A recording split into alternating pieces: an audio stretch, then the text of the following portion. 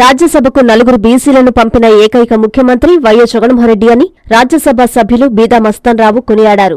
బీసీలకు ఎక్కువగా రాజ్యాంగ పదవులు కట్టబెట్టిన ఘనత ఆయనకే దక్కుతుందన్నారు. చంద్రబాబు హయాంలో బీసీలకు, ఎస్టీ, ఎస్సీలకు తీరని అన్యాయం జరిగిందని ఆరోపించారు. కేవలం ఎన్నికల సమయంలో మాత్రమే చంద్రబాబుకు బీసీలు గుర్తుకు వస్తారా అని విమర్శలు గుప్పించారు. కులాలు, మతాలు చూడకుండా అన్ని వర్గాల వారికి సామాజిక న్యాయం అందిస్తూ CM YS Jagan role model గా నిలుస్తున్నారని తెలిపారు. చేసిన అభివృద్ధిని, అమలు చేస్తున్న పథకాలను ప్రజలకు వివరించి 2024 ఎన్నికల్లో 175 స్థానాల్లో విజయం సాధించడం ఖాయమని ధీమా వ్యక్తం చేశారు. కావలిలో రామిరెడ్డి ప్రతాప్ కుమార్ రెడ్డికి భారీ మెజారిటీ ఇచ్చేందుకు ప్రజలు సిద్ధంగా ఉన్నారని జోషిన్ చెప్పారు. సామాజిక సాధికార యాత్రలో భాగంగా కావలిలోని ఆర్ఎస్ఆర్ ఇంజనీరింగ్ కాలేజీలో మీడియా సమావేశంలో బీదా మాట్లాడారు. 57% జనాభా ఉన్నటువంటి బీసీలకి ఒక క్యాబినెట్ మంత్రిత్వ శాఖ లేదు. దాంతోపాటు బడ్జెట్ అలొకేషన్ కూడా 40,38,45 కోట్ల కేంద్ర బడ్జెట్. దాంట్లో కేవలం 1,400 కోట్ల రూపాయలు మాత్రమే ఈరోజు కేంద్ర ప్రభుత్వం బడ్జెట్ అలొకేషన్ ఇచ్చింది బీసీల అభ్యున్నతి కోసం. అది కూడా ఆ శాఖలో ఉండేటువంటి ఉద్యోగస్తుల జీతాలకే సరిపోద్ది, అంటే జీరో. అటువంటి దాన్ని 2 లక్షల కోట్ల రూపాయలైనా కూడా ఈ బీసీల కోసం కేటాయించాలి, వాళ్ళ అభ్యున్నతి కోసం చేయాలి. రాష్ట్ర ప్రభుత్వాలు అమలవుతున్నటువంటి బీసీ అభ్యున్నతి కోసం కూడా వాళ్ళ నిష్పత్తిలో రాష్ట్ర ప్రభుత్వాలకి అలొకేషన్ జరగాలని చెప్పి కూడా గౌరవ మన జగన్మోహన్ రెడ్డి గారు మన ముఖ్యమంత్రి గారు ప్రయత్నం చేయడం మీ అందరికీ కూడా తెలుసు. అంతేకాకుండా మమ్మల్ని అందరిని కూడా ఢిల్లీలో కూర్చోబెట్టడం లేదు, మాటంటే ధర్నాలు చేయడానికి. ఇది జంతర్ మంతర్ దగ్గర ధర్నాలు చేయించడం, రస్తారోకోలు చేయించడం, అంటే బీసీల యొక్క ఈ చట్టాన్ని చేయడానికి ఒత్తిడి తేవడానికి కేంద్ర ప్రభుత్వం మీద మెడలు ఉంచడానికి అన్నీ కూడా ప్రయత్నాలు జరుగుతూ ఉన్నాయని కూడా తెలియజేసుకుంటా ఉన్నాం. కాబట్టి కేవలం ఒక బీసీలే కాదు, ఇప్పుడు మైనారిటీలు కూడా బీసీలే. వాళ్ళకి ఇంతవరకు చంద్రబాబు నాయుడు గారి హయాంలో ఎలక్షన్ దగ్గర పడేటప్పుడు ఒక మంత్రి ఇచ్చారు. అదేవిధంగా ఎస్టీలకి ఎలక్షన్ ముందు 2019లో ఒక మంత్రిత్వం ఇచ్చారు. ఎవరు కూడా ఉప ముఖ్యమంత్రులు ఇచ్చినటువంటి దాఖలాలు లేవు.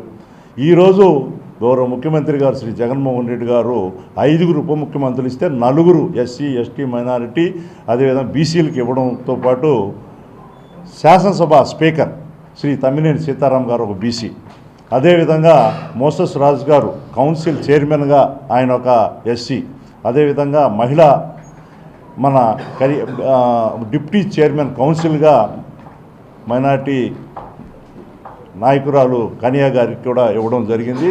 అదేవిధంగా 43 ఎమ్మెల్సీలు వస్తే వైఎస్ఆర్సీపీ పార్టీ వచ్చిన తర్వాత 28 మంది ఎస్సీ, ఎస్టీ, బీసీ, మైనారిటీకి ఎప్పుడూ లేని విధంగా ఇవ్వడంతో పాటు 17 మంది క్యాబినెట్ మంత్రులుగా 25 మందిలో ఇవ్వడం అనేది చాలా, అంటే 70% పైబడి ఈ వర్గాల వారికి ఇవ్వడం. కాబట్టి ఆయన ఒక రోల్ మోడల్గా ఈరోజు భారతదేశంలోనే సామాజిక న్యాయానికి తీసుకోవడం జరుగుతుంది. దాంతోపాటే ఈరోజు దివంగత మహానేత వైఎస్ రాజశేఖర రెడ్డి గారు ఆయన ఫీజు రియంబర్స్మెంటు, అప్పుడు నేను ఎమ్మెల్యేగా కూడా ఉన్నాను, ఫీజు రియంబర్స్ పెట్టిన తర్వాతనే ఈ వెనకబడిన తరగతుల వారు ఎస్సీ, ఎస్టీ కానీ బీసీలు, మైనార్టీల్లో ఈరోజు ఉన్నత విద్య అబ్బి వాళ్ళందరూ ఉద్యోగాల్లో కానీ ఆర్థికంగా కానీ సామాజిక పరంగానే పై స్థానాలకు రాగలుగుతున్నారు. ఈరోజు జగన్మోహన్ రెడ్డి గారు తండ్రికి మించిన తనయుడుగా నాడు నేడు విద్యా వ్యవస్థ ద్వారా ఇంగ్లీష్ మీడియం కానీ, అదే విదేశ విద్య కానీ, ఈ రకరకాలైనటువంటి విద్య ప్రధానం. అదేవిధంగా మానవ వనరులు అంటే ఎక్కువ శాతం 80% ఉండేది ఎస్సీ, ఎస్టీ, బీసీ, మైనారిటీలు ఈ సమాజంలో. వాళ్ళ మీద మానవ వనరుల మీద ఖర్చు పెడితే వాళ్ళ యొక్క ఆర్థికాభివృద్ధికి, ప్రగతికి, తద్వారా సమాజ అభివృద్ధికి ఉపయోగపడద్దని చెప్పి ఈరోజు ఒక ముందు చూపుతో, దూరదృష్టితో ఈరోజు గౌరవ ముఖ్యమంత్రి గారు ఈ కార్యక్రమాలను చేపడుతున్నారు. అందువల్లనే డైరెక్ట్గా అక్క జిల్లేల పేరు మీద వేస్తే వాళ్ళ కుటుంబాలను చక్కదిద్దుకుంటా 2,38,000 కోట్ల రూపాయలు డైరెక్ట్గా బ్యాంక్ ఖాతాలో మహిళలు ఒక్కొక్కరు 2 లక్షలు, 4 లక్షల రూపాయలు ఈ 4.5 సంవత్సరంలో కూడా ఇవ్వడం జరిగింది. వాళ్ళలో ఎక్కువ లబ్ధి పొందిన వాళ్ళంతా కూడా ఈ బలహీన వర్గాలు అనేది మనం ఇక్కడ గమనించాలి. అంతేకాకుండా కేవలం ధనవంతులకే కార్పొరేట్ వైద్యం ఉండేటువంటి పరిస్థితి నుంచి పేదవాడికి కూడా కార్పొరేట్ వైద్యం, మంచి వైద్యం రావాలని చెప్పి దివంగత మహానేత ఆ రోజు ఆరోగ్యశ్రీని చేపడితే ఈరోజు జగనన్న 3000 జబ్బుల్ని ఆ ఆరోగ్యశ్రీ కింద తీసుకొచ్చి ఇంకా ఎక్కువ సేవ చేసేటువంటి అవకాశంతో పాటు విలేజ్ క్లినిక్లు కానీ, ఫ్యామిలీ డాక్టర్, ఈ విధంగా ఎన్నో వినూత్నమైనటువంటి మార్పులు చేయడం జరిగినటువంటి విషయాన్ని మీరు అందరూ కూడా ఇక్కడ గమనించాలి. అదేవిధంగా రైతన్నలకి గతంలో ఎప్పుడు లేదు. రాజశేఖర రెడ్డి గారు ఆయన ముఖ్యమంత్రి అయిన తర్వాతనే ఉచిత కరెంట్ ఇవ్వడం, ఇప్పుడు జగన్మోహన్ రెడ్డి గారు వచ్చిన తర్వాత ఇంకా ఎక్కువ గంటలు, అప్పుడు 7 గంటలు ఇస్తే ఇప్పుడు 9 గంటలు ఉచితంగా ఈరోజు బయట కరెంటు ఇక్కడ లేకపోయినా ఎప్పుడన్నా ఎండాకాలం బయట కొని కూడా ఇవ్వడం జరుగుతున్నటువంటి విషయాన్ని మనం ఇక్కడ గమనించాలని తెలియజేసుకుంటూ, ఇన్ని అభివృద్ధి కార్యక్రమాలు, సామాజిక సంక్షేమ కార్యక్రమాలు, బడుగు బలహీన వర్గాల వారి యొక్క అభ్యున్నతికి ఈ ప్రభుత్వం చేస్తుంది కాబట్టి ధైర్యంగా ఈరోజు ఈ 175 నియోజకవర్గాల్లో సామాజిక సాధికారత బస్ యాత్రను చేపట్టడానికి ముందుకి రావడం, ప్రజలందరూ కూడా దీన్ని హర్షించడం. నిన్న కూడా ఆయన మన గౌరవ విజయసాయిరెడ్డి గారు మా నాయకుడి యొక్క ఆధ్వర్యంలో కనిగిరిలో చేపడితే అసలు కనివిని ఒక ముఖ్యమంత్రికి ఎట్లొస్తారో ఆయన పర్యవేక్షణలో ఆ విధంగా ముఖ్యమంత్రి బొమ్మను పెట్టుకుంటేనే అంతమంది ఈరోజు రావడం లక్షల్లో వచ్చానన్న చెప్పాలంటే మాకే ఆశ్చర్యం వేసింది. లాస్ట్ చివరి వరకు ఎవరు కూడా కదలలేదు. కాబట్టి ఈరోజు మన కావలి కూడా బ్రహ్మాండమైన మెజారిటీతో మన ప్రతాప్ రెడ్డి గారు మొన్న గెలవడం జరిగింది. ఈసారి ముచ్చటగా 3వసారి కూడా ఆయన గెలవాలని చెప్పి తద్వారా గౌరవ ముఖ్యమంత్రి గారికి మనందరం కూడా కానుకగా ఈ విజయాన్ని ఇవ్వాలని చెప్పి, అదేవిధంగా వేమిరెడ్డి ప్రభాకర్ అంటే ఉత్తమ అభ్యర్థి ఎతికినా కూడా కనపడరు ఈ నెల్లూరు జిల్లాలో. అటువంటి ఉత్తమమైనటువంటి మా అన్నగారు అయినటువంటి వేమిరెడ్డి ప్రభాకర్ రెడ్డి గారు ఎంపీగా పోటీ చేస్తున్నారు.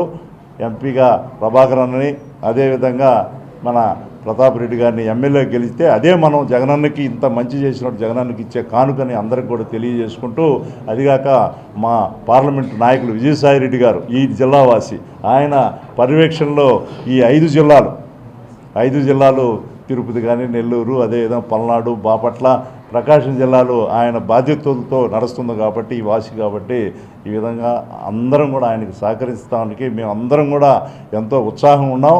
ఆయన గౌరవం నిలబెట్టాలా, తద్వారా ఇంకా కూడా ఈ జిల్లాకి, ఈ ప్రాంతానికి ఎక్కువ మంచి జరగాలని కోరుకుంటూ నాకు అవకాశం ఇచ్చినటువంటి మన ఎమ్మెల్యే ప్రతాప్ కుమార్ రెడ్డి గారి సోదరులకి, అదే వేదిక మీద ఉన్నటువంటి పెద్దలందరూ కూడా నమస్కారాలతో సెలవు. జై జగన్. శ్రీ లలితా రుద్ర మహాయజ్ఞం అక్టోబర్ 15వ తేదీ నుండి నవంబర్ 27వ తేదీ వరకు 45 రోజులు లోక కళ్యాణం, విశ్వశాంతి, ధర్మ సంస్థాపనార్థం, సమృద్ధి వర్షం, పాడి పంటల కొరకు పీఠాధిపతులు శ్రీ రాజరాజేశ్వరానంద స్వామి ఆధ్వర్యమున జరుగుతున్నది.